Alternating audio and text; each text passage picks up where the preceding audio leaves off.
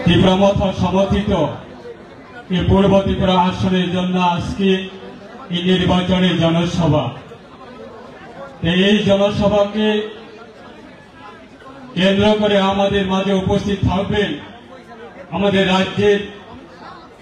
সকলের প্রিয় মাননীয় মুখ্যমন্ত্রী প্রফেসর ডক্টর মানিক সাহা মহোদয় এবং উপস্থিত থাকবেন আমাদের প্রাক্তন রাজ্যের সকলের প্রিয় মুখ্যমন্ত্রী বিপ্লব কুমার দেব মহোদয়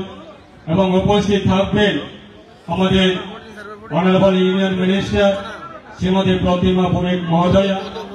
এবং উপস্থিত রয়েছেন আমাদের মাঝে আমাদের রাজ্য সরকারের মাননীয় মন্ত্রী আমার দাদা টিঙ্কু রায় মহোদয় এবং উপস্থিত রয়েছেন আমাদের রাজ্যের অন্যতম আমাদের সম্মানিত মন্ত্রী আমার দাদা অনিমেষ দেববর্মা মহোদয় এবং উপস্থিত রয়েছেন আমাদের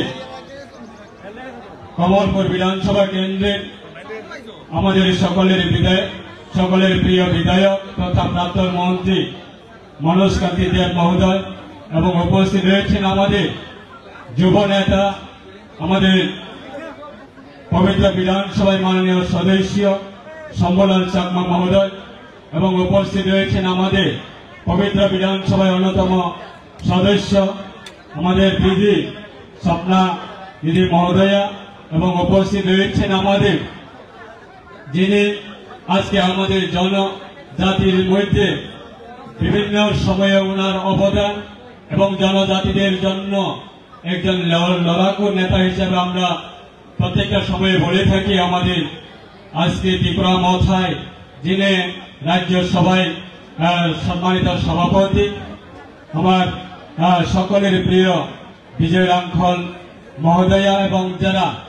এই জনসভাতে অংশগ্রহণ করেছেন দূর দূরান্ত থেকে আজকে এই জনসভার মাধ্যমে আমাদের আসন্ন এই পূর্ব ত্রিপুরা আসনের লোকসভা নির্বাচন হতে যাচ্ছে আগামী 26 তারিখ এপ্রিল সকাল 7 ঘটিকায় থেকে বিকাল 5 ঘটিকায় বন্ধুগণ। তাই এই জনসভাকে কেন্দ্র করে আজকে আমার ব্যক্তিগতভাবে আমি সকলের কাছে আমার অনুরোধ থাকবো যে আমরা এই ত্রিপুরা থেকে 2টি আসন রয়েছে লোকসভা আসন এই ত্রিপুরা থেকে 2টি লোকসভা আসনে 2019 লোকসভা নির্বাচনে বিজেপি এককভাবে নির্বাচনের লড়াই করার পরে 2টি আসনে জিতেছিলেন 2019-এ। এই 2024-এ এবারে আমাদের তিনটি রাজনীতি দল 2 জন প্রার্থীকে আমরা সমর্থন জানিয়ে আসন্ন লোকসভা নির্বাচনে আমাদের মনোনীত প্রার্থী আমরা তিনটি দল সমর্থন করেছে বন্ধুগণ। তাই আগামী এই লোকসভা নির্বাচনে আমাদের দেশের প্রধানমন্ত্রী সকলের প্রিয় আমাদের দেশের প্রধানমন্ত্রীকে আমরা ত্রিপুরা থেকে 2টি আসন রয়েছে এই 2টি আসনে আমরা ভারতবর্ষের প্রধানমন্ত্রীকে 2টি আসনে আমরা পদ্মফুল ফুটিয়ে আমরা দেশের প্রধানমন্ত্রীকে উপহার দেব বন্ধুগণ। আজকে সেই আমাদের রাজ্যের মধ্যে আজকে আমাদের এই মনোনীত প্রার্থীর বিরুদ্ধে যারা মহিলারা আজকে বিরোধী হিসাবে যারা লড়াই করার জন্য মাঠে রয়েছে কংগ্রেস এবং কমিউনিস্টের প্রার্থী বন্ধুগণ। আজকে তারা বলছে যে নাকি এই রাজ্যের মধ্যে বিগত 6 বছরে আজকে সারা রাজ্যের মানুষ আমাদের বর্তমানে রাজ্যের মাননীয় মুখ্যমন্ত্রীর নেতৃত্বে প্রাক্তন মুখ্যমন্ত্রীর নেতৃত্বে এবং দেশের প্রধানমন্ত্রীর নেতৃত্বে আজকে সারা রাজ্যের মানুষ প্রত্যেকটা সম্প্রদায় এবং প্রত্যেকটা শ্রেণী এবং প্রত্যেকটা ব্যক্তি আজকে ভারতবর্ষে বিভিন্ন প্রকল্প এবং রাজ্য সরকারের বিভিন্ন প্রকল্পগুলি আজকে পৌঁছে যাচ্ছে এবং পেয়ে যাচ্ছে বন্ধুগণ। আজকে যারা এই ময়দানে থেকে আমাদের সরকারের বিরুদ্ধে এবং আমাদের প্রার্থীর বিরুদ্ধে যারা ময়দানে রয়েছে তাদের প্রত্যেকে আমরা জবাব দিতে হবে বন্ধুগণ। আমরা কোনোদিনে বলিনি যে এই রাজ্যের 25 বছর একটা সরকার টানা এই রাজ্যের মানুষকে যখন অপশাসন করেছিলেন তখন আমরা জানি প্রত্যেকটা মানুষের হাত থেকে আজকে রোজবেলের নামের বিভিন্ন এলাকাতে বিভিন্ন ব্যক্তির কাছ থেকে রোজবেলি এজেন্সির মাধ্যমে আজকে পয়সা নিয়ে গেছে বন্ধুগণ। আজকে তাদেরকে প্রশ্ন করতে হবে যে আপনার সরকারের আমলে আমাদের সরকার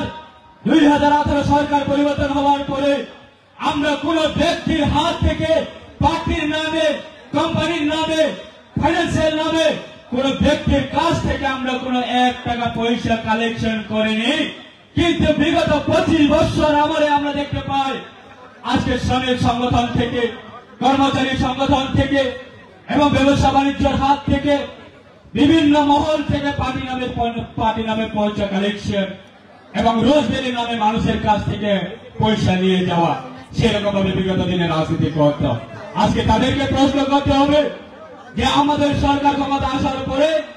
আমরা সেইগুলো বন্ধ করতে পেরেছি আমাদের দেশের প্রধানমন্ত্রীর আশীর্বাদে এবং আমাদের রাজ্যের মাননীয় মুখ্যমন্ত্রী প্রফেসর ডক্টর মানিক সাহা মহোদয়ের নেতৃত্বে, প্রাক্তন মুখ্যমন্ত্রী বিপ্লব কুমার দেব মহোদয়ের নেতৃত্বে। তাই আগামী দিনে আমাদেরকে এই রাজ্যের অপশাসনের হাত থেকে মুক্তি দিয়েছে এবং সেই কারণে আমরা এই 5 বছরে আমাদের 2019 লোকসভা নির্বাচনের পরে আজকে 2024 লোকসভা নির্বাচন হতে যাচ্ছে। তাই আজকে আমাদের বুঝে আমাদের সমস্ত এই রাজ্যের জনজাতিকে নিয়ে বিগত দিনে কংগ্রেস আমলে হোক, কমিউনিস্টের আমলে হোক, আমাদের রাজ্যের জনজাতিদেরকে নিয়ে বিগত দিনে রাজনীতি করত। আজকে দিনে জনজাতিরা বুঝে গেছে যে আমাদের জনজাতির সমস্যা সমাধান করার জন্য কমিউনিস্ট কোনোদিনে পারবে না।